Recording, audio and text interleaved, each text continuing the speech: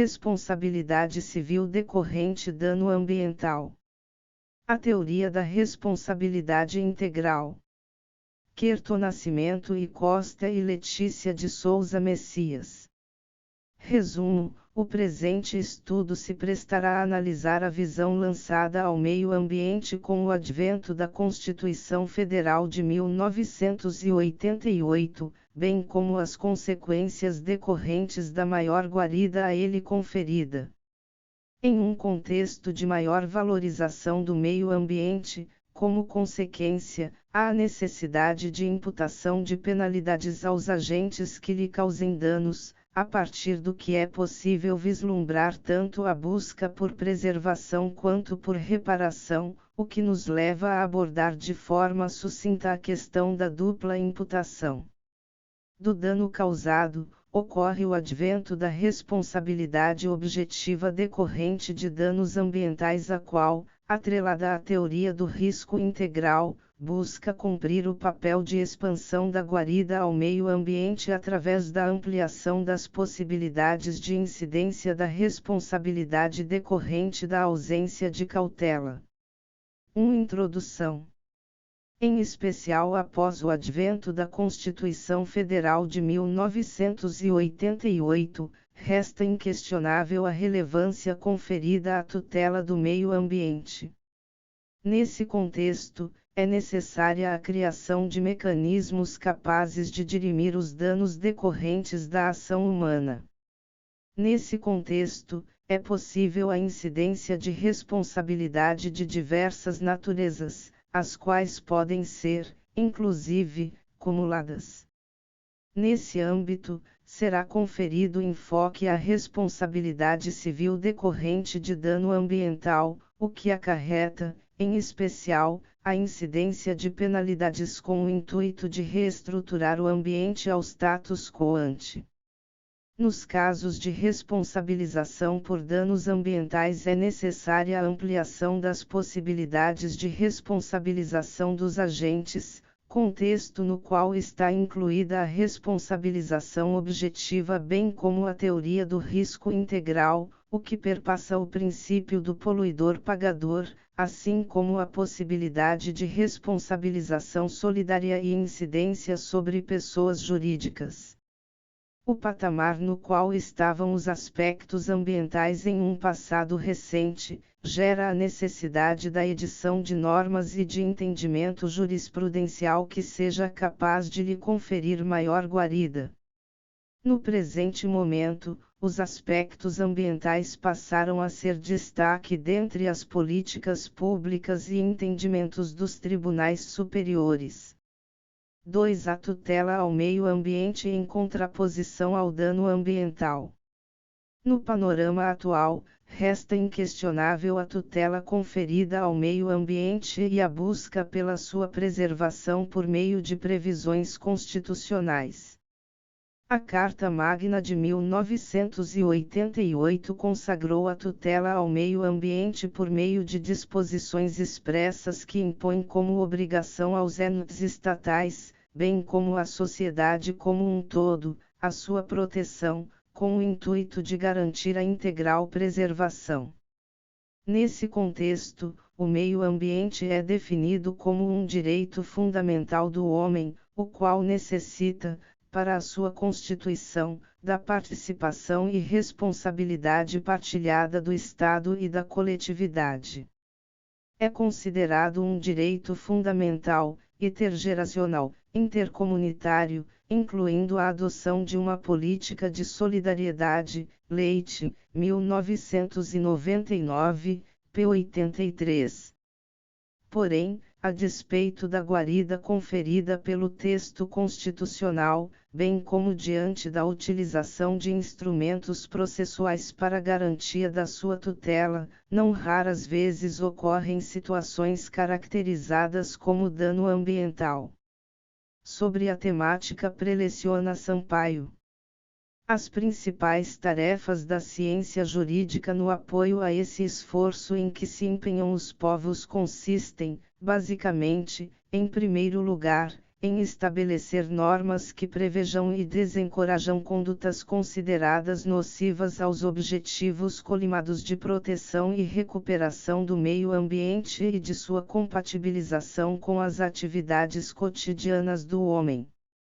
Além disso, deve também criar, por meio da lei, estímulos ao desenvolvimento de atividades e condutas que contribuam para o alcance dos fins considerados de interesse público, no que se refere à melhoria das condições ambientais e da qualidade de vida, 1991, p. 42.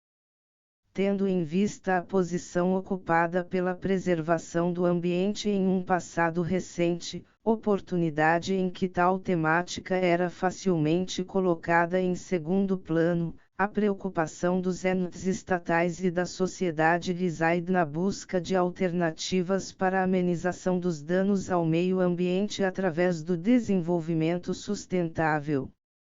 Apesar de os danos ambientais coincidirem com a própria existência do ser humano na face da Terra, só mais recentemente se vem dedicando maior atenção ao assunto. Sampaio, 1991, p. 44, tendo em vista que as consequências da exploração desmedida do ambiente eram desconhecidas e até mesmo ignoradas.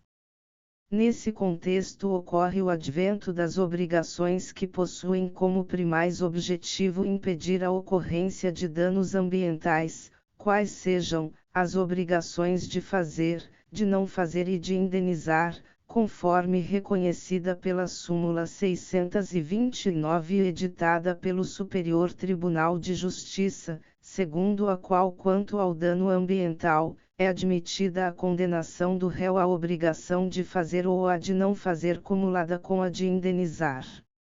Diante do exposto, resta inquestionável a maior guarida conferida ao meio ambiente, em especial após a edição da Constituição Federal de 1988. A busca por desenvolvimento, bem como pelo alavancar da economia, não são mais justificativas aceitáveis para a ocorrência de dano ambiental. Sendo assim, diante da busca pela maior guarida ao meio ambiente, é imputa responsabilidade ao ente responsável pela degradação. A despeito da inquestionável possibilidade de imputação de responsabilidade pelos danos causados, resta evidente as diferentes esferas sob as quais pode incidir, assim como a variação em relação aos elementos observados para a sua consecução. 3. As modalidades de responsabilização que podem ser configuradas no âmbito da legislação brasileira. Inicialmente, cumpre ressaltar que a responsabilidade decorrente de danos ambientais pode ser classificada como penal, administrativa ou civil, as quais são independentes e autônomas entre si, sendo que no presente estudo será elucidada a questão atinente à responsabilidade civil.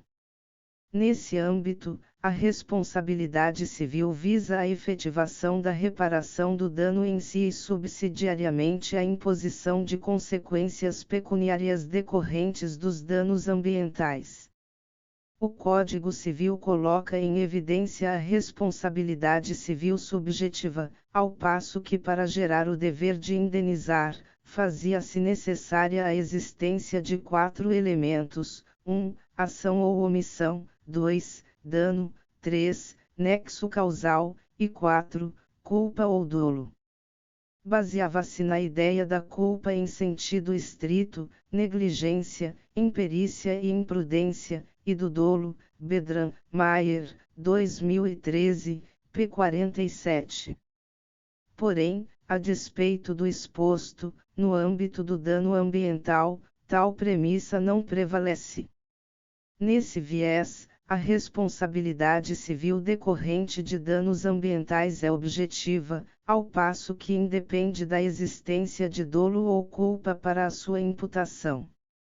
A ocorrência de dano ambiental por si só é suficiente para a responsabilização do agente que contribuiu para sua ocorrência. Nesse contexto, para a concretização da responsabilidade, basta a presença da conduta, qual seja, ação ou omissão e o nexo de causalidade com o dano gerado. Com isso, o nexo de causalidade pode ser entendido como a adequação da conduta ao resultado, ou seja, deve-se apurar se o resultado causado ocorreu em virtude de determinada ação ou omissão. Silva, Vieira, 2014, p. 31. A esse respeito Pereira, 1990, p. 35, dispõe que a responsabilidade objetiva observa uma equação binária, a qual reside no dano e na autoria do evento danoso. A presença de elemento subjetivo não influencia na sua formação, o que permite, inclusive, a responsabilização de pessoa jurídica por danos ambientais decorrentes da sua atividade. A Lei 6.938/81, responsável por dispõe sobre a Política Nacional do Meio Ambiente, seus fins de mecanismos de formulação e aplicação, é expressa ao caracterizar a responsabilidade como objetiva, além de prever, expressamente, penalidades decorrentes do dano ambiental, a partir do que resta inquestionável a desnecessidade de presença de dolo ou culpa para a imposição de consequências em decorrência de condutas que acarretam a degradação ambiental. Tendo em vista a consequência das disposições sobre a temática, Leite, 2011, p. 212, preleciona. Na esfera do direito ambiental brasileiro, o legislador, através dos arts. 4º, 7º e 14º, primeiro, ambos da Lei 6.938/81 e art. 225, terceiro, da Constituição Federal, estabeleceu ao degradador a obrigação de restaurar ou indenizar os prejuízos ambientais. A opção do legislador indica que, em primeiro plano, deve-se tentar a restauração do bem ambiental e, quando inviável esta, partir-se para a indenização por sucedâneo ou compensação. No mesmo sentido dispõe Machado. Na responsabilidade por dano ambiental, não se perquire a culpa, pois o dano provocado não permite a liberação da sua reparação. O meio ambiente, uma vez degradado, permanecerá prejudicando injustamente a vida presente e, principalmente, a vida futura, sendo indispensável encontrar soluções atuais e adequadas para promover a justiça e a equidade. 2006, p. 108. Resta evidente que o primaz objetivo decorrente das penalidades impostas aos que cometem danos ambientais é garantir o status quo ante, ou seja, ao estado em que se encontrava antes da ocorrência do dano, o que nem sempre é possível, tendo em vista que não raras vezes a indenização não é suficiente para permitir a integral recuperação do ambiente, motivo pelo qual é imprescindível a necessidade de manutenção e conservação do meio ambiente. Bedrão, Maier, 2013, p. 51. Sendo assim, a compensação do dano unicamente por elemento pecuniário deve ser colocada em segundo plano, ao passo que o objetivo das previsões legislativas reside na manutenção do meio ambiente e garantia da sua preservação, contexto no qual está incluído o princípio do poluidor pagador, ou seja, a imposição da obrigação de recuperação ou indenização em relação aos danos causados. Nesse sentido, a despeito de existirem mecanismos que visam garantir a reformulação do ambiente da forma anteriormente composta, o mais adequado e garantido é fomentar a conscientização e obstar a ocorrência de danos. 4 teorias decorrentes da responsabilidade por dano ambiental. Apesar do entendimento pacífico de que é imputada a responsabilidade objetiva para o reconhecimento de danos ambiental, Há várias teorias que buscam sistematizar como deve ser o processo de responsabilização. A teoria do risco criado possui como elemento norteador o risco decorrente da atividade desenvolvida. De acordo com o referido entendimento, as atividades podem levar à responsabilização caso gerem danos, a partir do que é entendida como um instrumento de canalização da responsabilidade, sem impor uma socialização do risco. Bedran, Mayer, 2013, p. 53. Ainda de acordo com a referida teoria, são admitidas excludentes de responsabilidade civil, quais sejam, culpa exclusiva da vítima, fato de terceiros, caso fortuito ou força maior, mesmo contexto no qual estão previstas situações na qual a responsabilização é atenuada, conforme disposto por Salim. De forma geral, se o nexo causal não for configurado, não há falar em responsabilidade, assim, não haverá nexo causal se o evento se der por culpa exclusiva da vítima, por força maior ou caso fortuito. Como atenuantes, a culpa concorrente e a culpa comum poderão atenuar a responsabilidade do empregador, influindo na extensão da reparação, mas não serão excludentes. 2005, p. 108. Em contraposição ao reconhecimento da possibilidade de ocorrência de excludentes da responsabilidade, insta destacar a teoria do risco integral, a qual impõe, de forma total, as consequências decorrentes do risco de dano ao agente causador. Nesse sentido, basta a existência de relação entre a causa e o efeito, entre a conduta do agente poluidor e os danos dela advindos para a ocorrência de responsabilização. Salim, 2005, p. 62. Nesse sentido, os tribunais vêm imputando a teoria do risco integral às situações nas quais está sendo discutido dano ambiental, tendo em vista a sua maior abrangência e consequentemente fornecimento de maior capacidade coercitiva no que diz respeito às punições decorrentes de dano ambiental. Dentre as teses apresentadas pelo Superior Tribunal de Justiça, que refletem o seu entendimento sobre a temática discutida no presente trabalho, merece destaque uma delas, a qual é categórica ao consagrar tanto a responsabilidade objetiva pelo dano ambiental bem como a aplicação da teoria do risco integral a tais situações.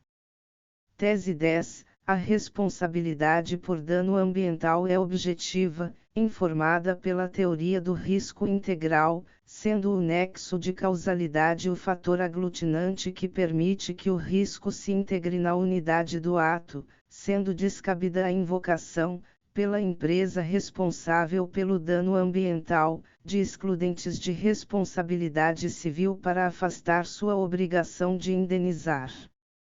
A partir do exposto, resta inquestionável a impossibilidade de incidência de excludente de responsabilidade no contexto do dano ambiental, além abrir oportunidade para o reconhecimento da responsabilidade solidária entre todos os envolvidos na ação ou omissão que acarretou consequências ao meio ambiente.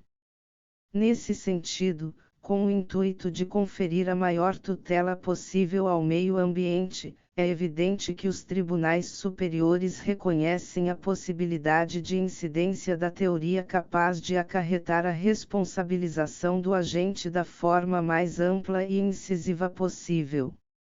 5 considerações finais. A necessidade de maior enfoque às demandas ambientais foi gerada em decorrência da desídia conferida à temática nos últimos tempos. Diante da consagração do meio ambiente como direito fundamental, bem como da estipulação de responsabilidade pela sua tutela através da Constituição Federal de 1988, é possível vislumbrar uma relevante alteração no panorama. A opção tanto da legislação quanto dos tribunais, reflete a busca pela tutela mais ampla possível ao meio ambiente. O reconhecimento da possibilidade de incidência da responsabilidade objetiva em decorrência de danos ambientais acarreta a supressão de um dos elementos que poderiam dificultar a incidência de responsabilidade sobre o agente, qual seja a existência de dolo ou culpa. Nesse sentido, o reconhecimento da teoria do risco integral igualmente permite ampliação da responsabilização, uma vez que não reconhece a possibilidade de incidência de excludentes da responsabilidade pelos danos. Tais aspectos permitem, de forma concreta, a ampliação da tutela ao meio ambiente, ao passo que a incidência das consequências decorrentes do dano pode ocorrer de forma mais frequente. Contudo, a despeito do advento de mecanismos que possibilitam a maior incidência de penalidades, o primaz objetivo reside na prevenção, ao passo que, não raras vezes, o objetivo principal, qual seja, retornar à situação anterior ao dano não é possível. Mesmo diante do dispêndio financeiro do agente responsável, nem sempre é possível o retorno ao status quo ante.